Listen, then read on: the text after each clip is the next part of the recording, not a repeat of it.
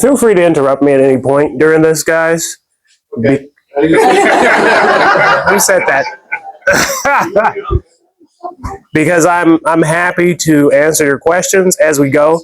There'll be things I say that just go ahead and put out your objections or your questions.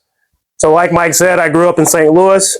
I graduated from St. Louis University, my degree in criminal justice, 11 years in law enforcement. A lot of people don't know that because they just think, oh, solar. But law enforcement is really how I came to want to help people, to really make a difference. One of my favorite things to do in law enforcement was actually break into people's cars. I know what you're thinking. I know what you're thinking. Exactly. Exactly. So I actually still keep lockout tools in my personal vehicle just for that opportunity, such as helping somebody into a locked out car. In law enforcement, there are very few opportunities where you could actually go there and make somebody's day better. Generally, when I arrived on the scene, I was going to make their day stay bad or make it worse. You know, especially when you're locking up somebody, they're not happy to see you. So my passion is helping people, making an impact. So I came down here. Well, first, let me talk a little bit about my family. So married my wife, Kristen, in 2016. I think this is from last year. We were at Mickey's, Chef Mickey's or whatever. Pretty cool spot. That's Benjamin. He's my 5-year-old son.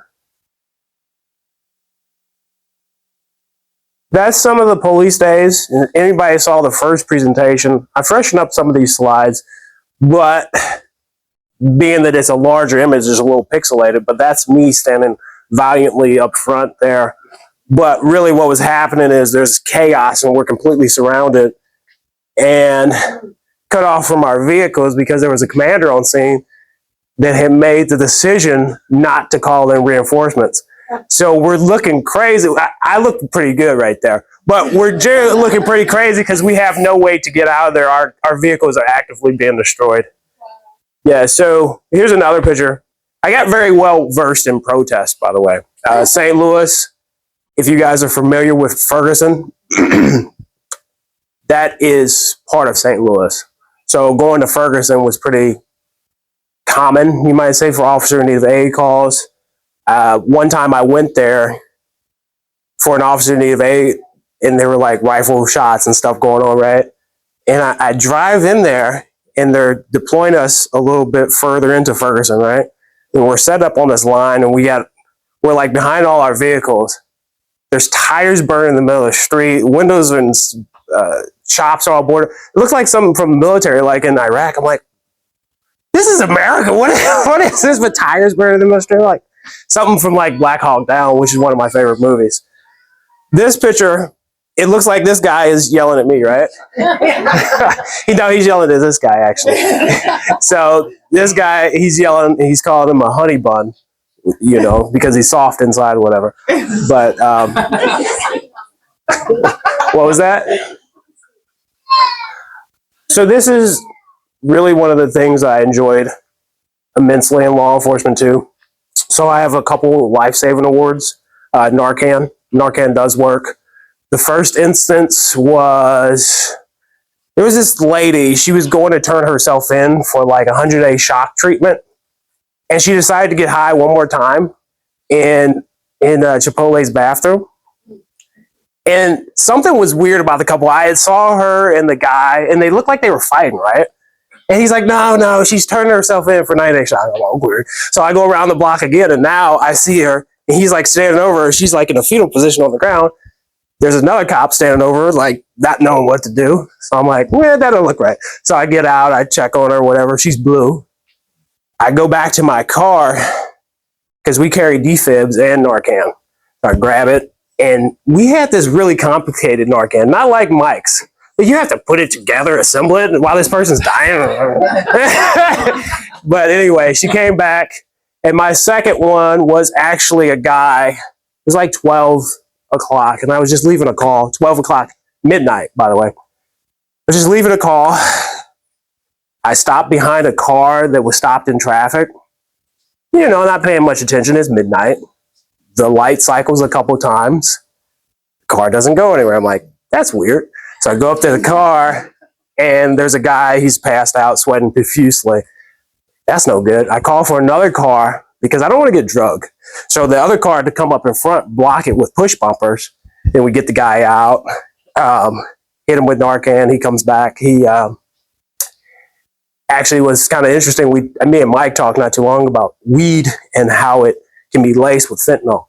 I believe he actually was exposed to fentanyl unintentionally. He was also drunk too, but that's neither here nor there. So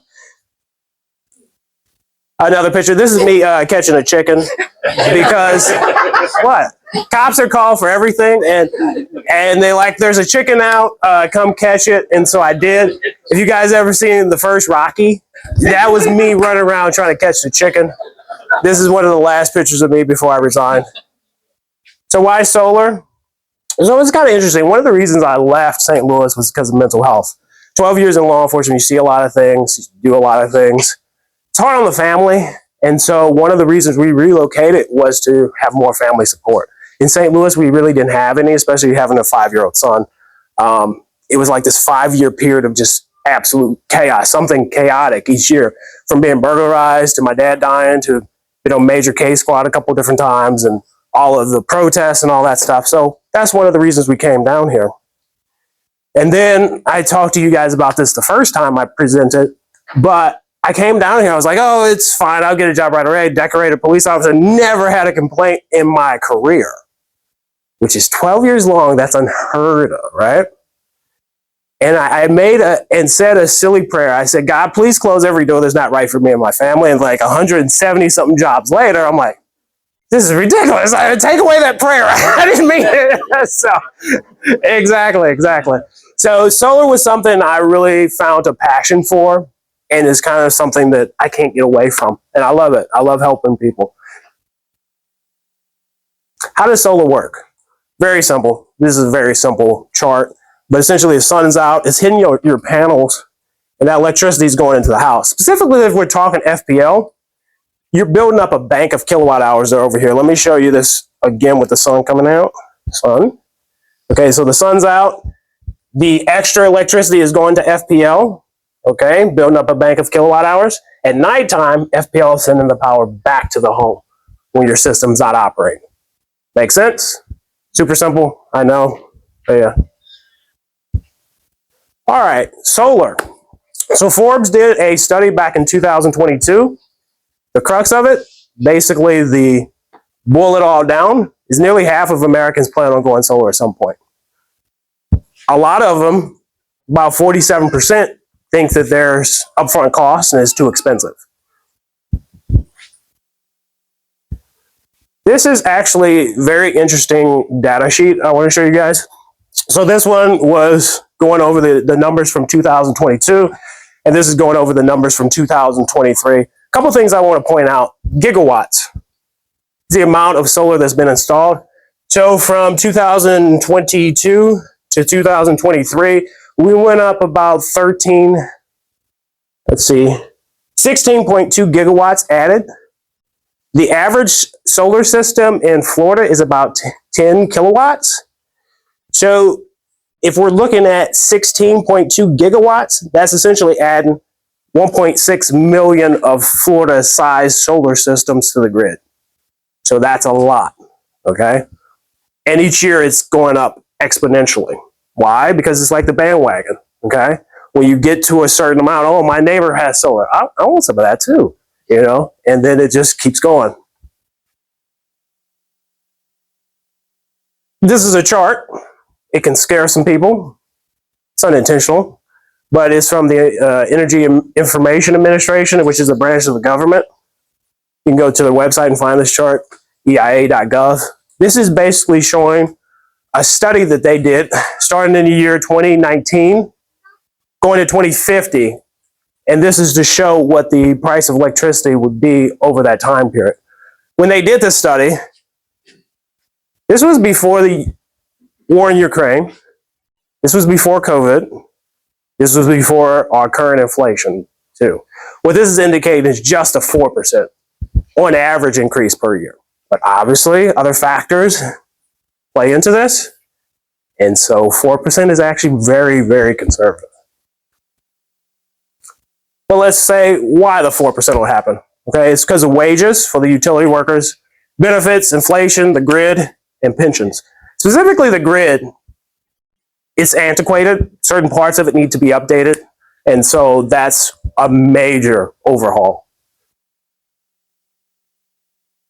David, he said he didn't understand this last time. And so I think I got it better. It's just one big circle. You're like, it's too confusing. Okay, so this circle, imagine this is a geographic area, okay? In that geographic area, they can only get their utility from FPL. Make sense? You don't have a choice. I want JEA or I want Clay. No, your lines are coming in. They're from FPL. That's it. It's a monopoly, okay? Because only one utility is in that area, they're used to making a certain amount of money. What's the problem with this?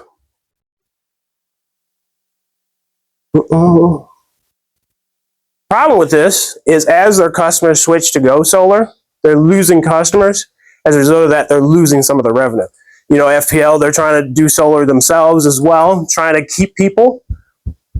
But ultimately, they're losing customers to businesses like myself. So what does that mean? Well, when you have less customers, but you got to make the same amount of revenue, you got to increase the cost of things. It's a very simple way of why utility is going to keep going up in addition to these things. Okay, he explained it. Well, I think last time I had like 3 circles. I think last time I had like 3 circles and it was like too many circles. You only need to see one. You only need to see one. I'll give you the 2 extra circles. the 2 extra circles. Yeah. It looked like Mickey Mouse. I don't know. So, yeah. All right. So conservatively, a huge chunk of the solar industry, they indicate at least an extra 2% due to the loss of customers. But in the last couple of years, we've seen at least a 6%.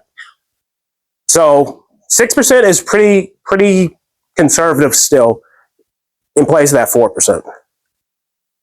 So let me show you guys something real quick though.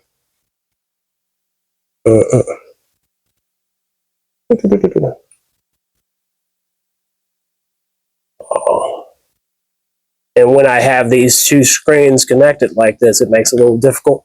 But I want to pull something up. Anyone have a $200 utility bill? $200. Okay. Average utility bill of $200. So I'm going to throw that in there. Don't let it scare you. But this is a great example. If I can get to this screen. There we go. All right. No. Okay, so I'm throwing in $200 here. Let's say a person goes solar and they're able to get, let's just say super conservative, they're able to get a loan or a lease, $190. All right. Okay, with utility going up, average of 6% per year, it starts at 200. By year 5, it's 252. Year 10, it's 337, so 340. Year 15, this is per month, by the way, guys. Year 15, it's 450. Year 20, it's $605. Year 25, it's $809 per month. Okay. What is the power of solar? Well, this 190 that I was talking about, if a person is able to get that as a lease or a loan, green energy mortgage, we can talk more about that. But that doesn't change. So while this side is continually going up, solar, the real power of it is it stops inflation. It flatlines it. So basically in the 30 years, we'll just go out to 30 years. In 30 years, that person has paid $189,000 to utility company. And if I got it to 25 years, I'd have to do the math. But $189,000 to the utility company. Did I see a hint? But on the solar side, they've paid $57,000. So almost $200,000 to the utility side, but on the solar side, $57,000. Okay, so that's a difference of $132,000. So essentially, what I'm trying to say is a person's going to pay the cost of solar anyway if they stay with the utility company. Solar is just a better way to use their money and save money. Question? And how often do you have to replace things like solar panels, batteries? Sure. So solar panels themselves, the companies that I use, I'm more of a solar broker. I'm not subservient to one specific panel. I have 4 panel offerings. Warranty is 25 years. The inverters I prefer to use, also 25 years. If we're talking batteries, they're between a 10, 15-year warranty on those. Battery technology is the one piece that's kind of lagging. Now with a lease, the lease company that I prefer to use, they actually warranty the batteries for 25 years. So at some point during that 25 years, they'll replace the battery for free. So yes, that is one component that's still catching up. Saltwater sulfur battery, when it comes online, that'll be super cool. Question? Yes, are you able to still provide energy for a home in case of, say, Debbie, the hurricane coming through? Only with the battery. Only with the battery. Only with the battery. Yeah, with So a- you continue to charge even if everyone else has their power. Correct. So a battery of any size will allow, and Brad, he has a battery. So a battery of any size will allow that solar system to become a closed loop. One of the issues is with a solar system, it's always feeding power back to the grid. Okay. And when there's that power outage, all the systems have a built-in automatic shutoff. So the power isn't still feeding to the grid. So in place of that, you could have a battery so that extra power or the power period will go into the battery and it's now a closed loop to supply that home with power. Yes. Because of insurance people. Mhm. Why you replace your roof Yeah, every so many years. about 15. They have the solar company has to come. That's what they're gonna ask you. How does that deal with those ideas? How does that all? How does it play in? Absolutely. That's one of the things I'm going to actually touch on. But let me get back to my. No, you're good. Yeah, it's 17. It's over here. Oh, it's 1745. So with a roof replace, I preferably like really new roofs so you can get that long span of time. If we're talking a metal roof, that's perfect because metal roofs, they can generally go about, quote me on this, about like 50 years. So that's great. So with a replace, it's about $200 per panel. Now, if we're talking about it going through insurance and it's being part of the insurance covers that cost. So if you have to replace your roof because of some hail damage or something, insurance covers the cost of the removal reset if it's going through like a lawn or green energy mortgage. Not all of them. Yeah. So, yes, it depends on the circumstances. Yeah, yeah, It costs about $200 a pound. yeah, yeah, Replace and Mhm. back on yeah, that. yeah, yeah. Examples of why homeowners are going solar. So specifically, the thing that I was talking about earlier, the 50% of people that plan to go solar at some point, but they're unsure because of the startup costs. Well, there really isn't any if we're talking a loan or lease because of the investment tax credit, which covers 30% of the total solar cost. That ITC or investment tax credit is meant to go back to the finance company, but it covers the installation itself. 30% still as of 2024. 2034, I believe, is the year is going to start stepping down. Right before the Inflation Reduction Act, it was stepping down. It was at 26%.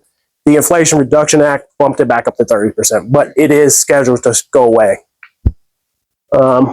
Immediate increase in the value of your home if you're paying with cash or a green energy mortgage. This is one of the things that realtors have issue with. So when a person is going to sell their home, there is the issue of transferring the loan, okay? Because there's a lien on the house, or not the house, but the system itself. So one of the things to get around that is if somebody plans to not be there very long, I generally recommend a green energy mortgage. Green energy mortgage, there is no lien. it immediately increases the value of your home because there's a green certified appraiser that comes out, actually appraises the solar system as part of the home, and it acts as cash. Oh, wow. Really? Not a time? 20 minutes? Oh, wow.